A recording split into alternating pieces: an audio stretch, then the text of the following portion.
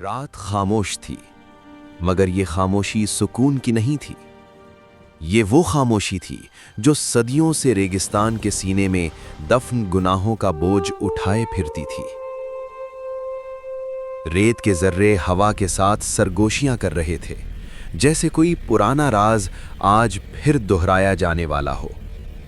یہ عرب کا ریگستان تھا، جہاں دن آگ برساتا تھا اور راتیں انسان کے اندر چھپے درندے کو بے نقاب کر دیتی تھیں۔ یہ وہ زمانہ تھا جب بیٹی کی پیدائش زندگی کی خوشخبری نہیں بلکہ موت کا اعلان سمجھی جاتی تھی، اور انہی اندھیری راتوں میں کسی خیمے کے باہر بیٹھا باپ یہ فیصلہ کرتا تھا کہ مٹی کو ایک اور لاش ملے گی یا نہیں۔ مگر ہر اندھیرے میں ایک چراغ ضرور جلتا ہے۔ اس رات بھی ریگستان کے سینے میں ایک چراغ جلنے والا تھا۔ اس کا نام تھا صعصع ابن ناجیہ۔ صعصع ابن ناجیہ ریگستان کی سینے پر چلتا ہوا آگے بڑھ رہا تھا۔ اس کے ساتھ 3 اونٹ تھے، اس کی کل پونجی، اس کی محنت اور اس کی زندگی کا سہارا۔ سورج سوا نیزے پر تھا، ریت تپ رہی تھی اور ہوا میں جلتی ہوئی سانسوں کی بو تھی۔ اچانک کچھ ایسا ہوا جس کا اس نے تصور بھی نہیں کیا تھا۔ اونٹ بدک گئے، پہلے ایک، پھر دوسرا اور پھر تیسرا۔ ریت اڑتی ہوئی ان کے قدموں کے نشان مٹا گئی اور چند لمحوں میں تینوں اونٹ نظروں سے اوجھل ہو گئے۔ صعصع نے چیخ کر آواز دی، مگر ریگستان جواب دینا نہیں جانتا تھا۔ وہ دوڑا، ریت میں ٹھوکر کھاتا، سانس پھولتی ہوئی، مگر رکا نہیں۔ وقت گزرتا گیا اور سورج آہستہ آہستہ ریگستان کے پیچھے ڈوبنے لگا۔ روشنی کم ہوتی گئی، سائے لمبے ہوتے گئے، اور آخرکار رات نے ہر چیز کو نگل لیا۔ اب واپسی ممکن نہیں تھی۔ صعصع اکیلا تھا، اندھیرے میں، جہاں صرف ہوا بولتی تھی اور خوف سنتا تھا۔ اسی لمحے اس نے دور ایک ننھی سی روشنی دیکھی۔ آگ۔ یہ آگ صرف روشنی نہیں تھی، یہ امید تھی۔ وہ اس کی طرف بڑھا، قدم محتاط تھے، دل بے چین تھا، اور کچھ ہی دیر میں وہ ایک کیمپ تک پہنچ گیا۔ آگ کے پاس ایک طاقتور آدمی بیٹھا تھا، 50 برس کی عمر، مضبوط جسم، سخت چہرہ اور آنکھوں میں بے رحمی کی جھلک۔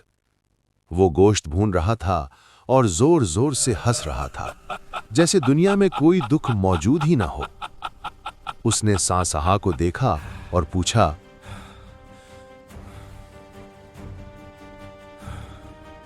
رات کی تاریکی میں یہاں کیا کر رہے ہو؟ میری اونٹ گم ہو گئی ہیں۔ تمہاری اونٹ وہاں ہے، آؤ گوشت کھاؤ۔ ابھی وہ بیٹھا ہی تھا کہ خیمے سے ایک دل چیر دینے والی چیخ سنائی دی۔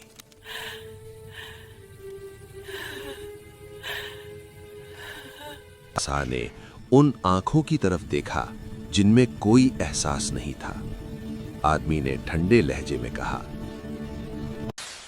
اگر بیٹا ہوا تو زندہ رہے گا، اور اگر بیٹی تو مار دی جائے گی۔ چند لمحے گزرے اور پھر ایک ننھی سی آواز رات کے سناٹے کو چیرتی ہوئی فضا میں پھیل گئی۔ یہ رونے کی آواز تھی، بیٹی پیدا ہو چکی تھی۔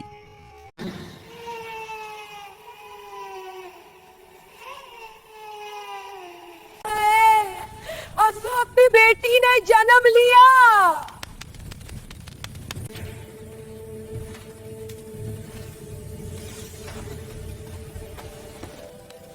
اسی لمحے صعصع آگے بڑھا۔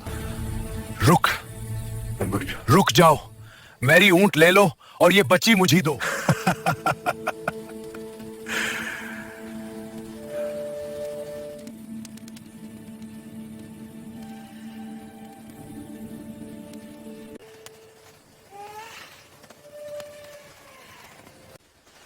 सासा बच्ची को सीने से लगाए वापस लौटा। गांव में लोगों ने तंज किया, कहे कहे लगाए और उसे पागल कहा, मगर वो खामोश। तुम बेवकूफ हो। तुम बहुत अच्छी इंसान हो। शुक्रिया बहनों, ये मेरा फर्ज है। चंद दिन बाद उसने गांव में ऐलान किया, बेटी को कत्ल ना करो, इसको मेरे पास लाओ और मुझे से 3 ऊंट इनाम ले लो। वक्त गुजरा और यूं तकरीबन 300 बेटियों की जिंदगियां बचाई गईं। जहालत के अंधेरों में रहमत का चिराग रोशन हो चुका था। फिर इस्लाम आया और उस जुल्म को हमेशा के लिए खत्म कर दिया। सासा इब्न नाजिया ने इस्लाम कबूल किया। अशहदु अल्ला इलाहा इल्लल्लाह व अशहदु अन्ना मुहम्मदन अब्दुहु व रसूलुहु। इस्लाम ने औरत को जिंदगी नहीं दी, इस्लाम ने उस जिंदगी को बचाया जो जुल्म छीन लेना चाहता था। हम आपके लिए निहायत तहकीक और मोहब्बत के साथ इस्लामी तारीख के अहम और सबक आमूज वाक़यात पेश करते हैं ताकि माजी के इन रोशन अबवाब से हम सब रहनुमाई हासिल कर सकें।